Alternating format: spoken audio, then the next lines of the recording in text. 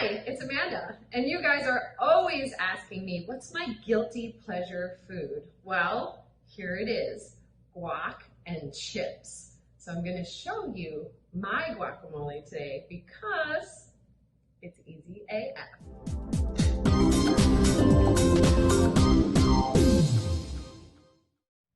Okay, of course, guacamole starts with ripe avocados. And sometimes that's a hard thing to find, but what you're looking for is when you're pressing with your thumb or your fingers, a little bit of an indentation, not too much because that's overripe.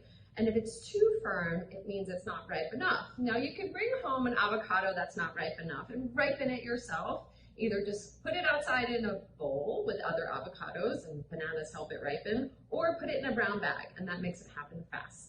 So we're gonna cut our avocado. I usually remove the stem, which is usually at the end, and I'm gonna cut around the horizon. And everybody always asks me, how do you do it? How do you keep your guacamole green? How do you keep avocados from turning? Obviously, we're gonna use lime juice today, but we're also gonna save that pit because it does help. Now, this is a beautifully ripe avocado. You can tell as soon as you open it. I'm gonna remove the pit just by hitting it with the knife and rolling it out, okay? That was really easy. If you're uncomfortable with using the knife, you can just gently sort of push it out with the knife. But if you hit it with the knife a little bit, it will come right out. And I'm saving that pit, okay? So then what I do is I take the avocado and I use my knife and I actually cut right in there. Avocado has this perfect little shell that you can cut into, and when you scoop it out, it's already diced. You don't even have to cut it onto your cutting board. You can cut right in the skin. You can cut in the skin. Okay, so here in the bowl I already have 4 other ones. So I've gone across and down, and I've made little diced pieces. And I'm just gonna put that right into the bowl. And it's already cut. Now we're gonna mash this with a fork.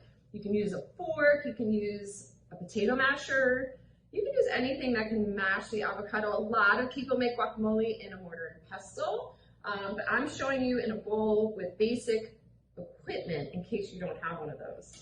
Okay, so what else is in our guacamole? A couple of things, and this is where you can get creative. Now, I use red onion. You don't have to.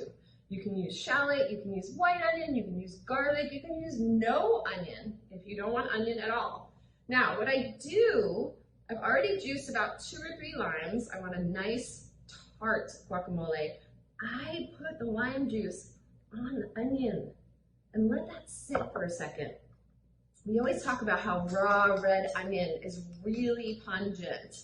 We know our friend Scott Conant doesn't love that. He got a bad reputation, but really none of us love that.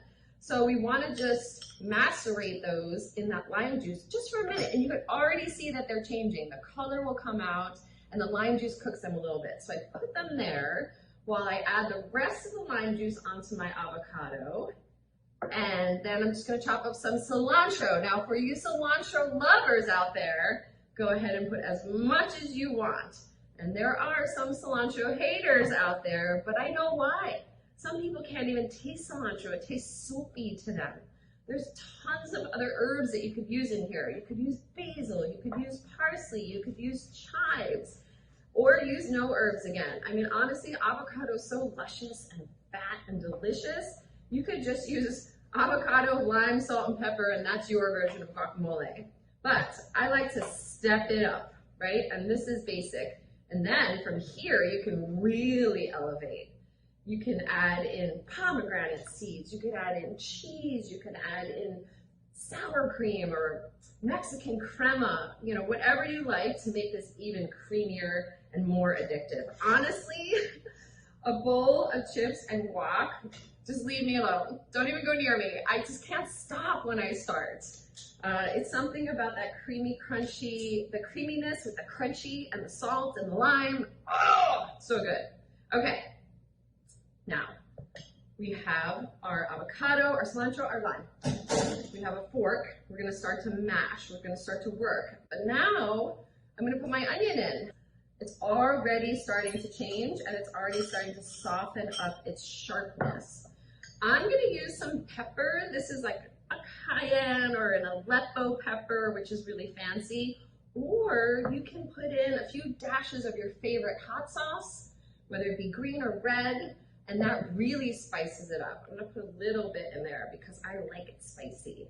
That's it. Everything you need is right here in this bowl. Okay, you can make this guac. Okay, and then you just work that around until it's exactly as you like it. That lime juice is gonna make it a little bit creamy and soft and smooth. And then, did we season this with salt yet? No! Avocado loves salt. Yes, that's right. I'm putting 2 big pinches of kosher salt in there. You gotta have it. Sometimes for breakfast, I just eat avocado with salt. I know it's a crazy, crazy idea, but it's a really healthy way to start the day, and I feel like it fills me up better than eating a banana that has way more potassium. Not that I don't love bananas, to all you banana fans out there. Okay, so here we are. What have we done? We squished up some avocado, we put some onion in it, we chopped up some cilantro, and we have guacamole. This seems to be this mystery ingredient that's so hard to get, hard to make. It's not. You guys, look what we just did. Oh my God. I'm gonna put even a little more salt in there. But I'm tasting the lime, I'm tasting the spice, I'm even gonna put a little more of my chili. The onions are perfect. The avocados are ripe. What's happening? It's done! Okay, so I'm gonna put a little bit in my serving bowl because, you know, when I'm by myself, I'll go ahead and double dip. But when I'm with friends, I'll take some out and put it on my own plate. So then, I made a lot, and I'm gonna save this. I'm gonna put this on a sandwich, I'm gonna put this on nachos, I'm gonna put it on enchiladas.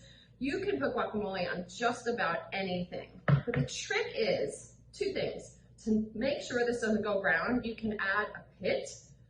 Just put it right there in your guacamole, and take some saran wrap and put it on top. But really put it on top.